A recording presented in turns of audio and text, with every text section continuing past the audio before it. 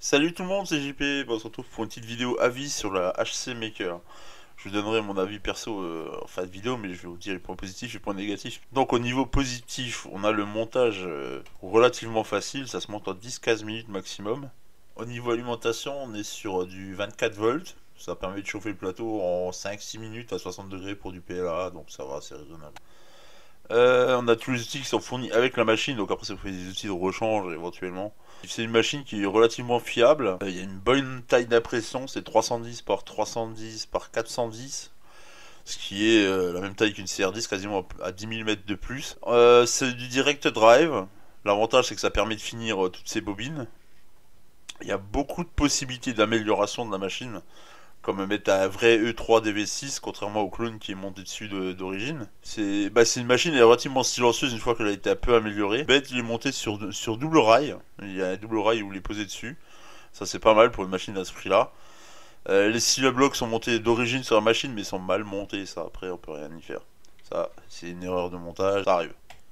Après, comme dit, de base, vous avez bien vu la pièce que j'avais sortie en paramètre de base de la machine. Hein. Je découvrais la machine, et la pièce était vraiment pas mal du tout. Hein. Franchement, ça allait. Après, au niveau des points négatifs, là, il y en a quand même quelques-uns. Hein. Déjà, le porte-bobine est nul à.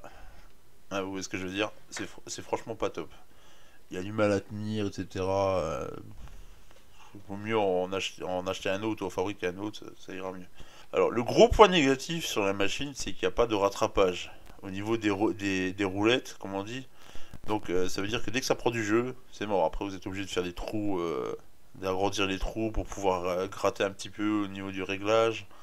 Parce que les écrous, je sais pas s'ils passent, faut sûrement repercer pour adapter le diamètre du trou, etc. Sinon, un autre défaut, c'est que le système de tension de la courroie est vraiment pas terrible parce que il y a allez, 2-3 mm à tout casser où on peut retordre la courroie, donc franchement on arrive vite au bout.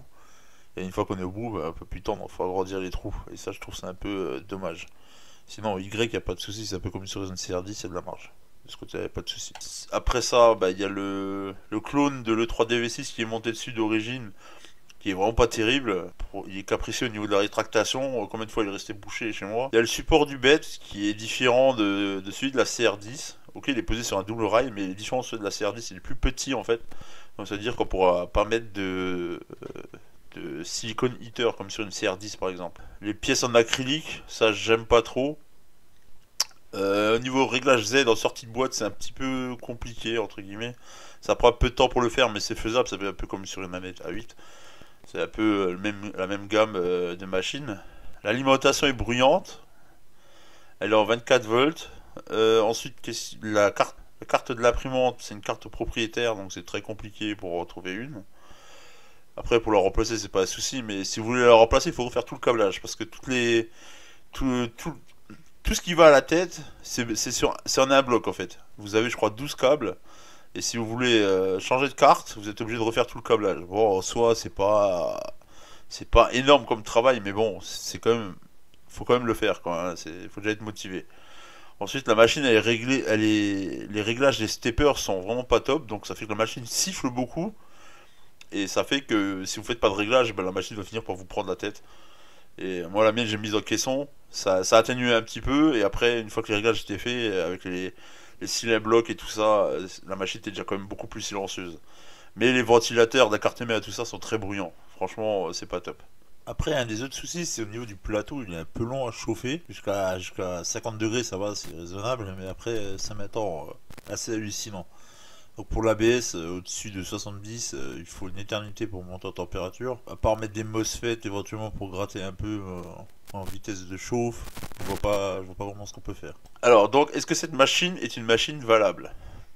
Moi je dirais que c'est une bonne machine, mais comme seconde machine. Acheter cette machine-là comme première machine, ça peut être une erreur, on va dire. Parce qu'il faut quand même un minimum de connaissances pour pouvoir faire les modifications, pour l'améliorer, etc. Faut pouvoir designer les pièces, parce que ça se trouve pas. Les pièces pour adapter le 3DV6, ça n'existe pas. Enfin, je les ai pas vues sur Thingiverse. Donc ça demande quand même un minimum de connaissances, et un débutant pourra pas le faire, je pense pas. Moi qui la coup de main, mais sinon, je pense pas. Après, il faut un minimum de matériel aussi, ne serait-ce que pour refaire les branchements, reprogrammer la carte, etc. Donc, pour les débutants, je pense pas que ça peut se.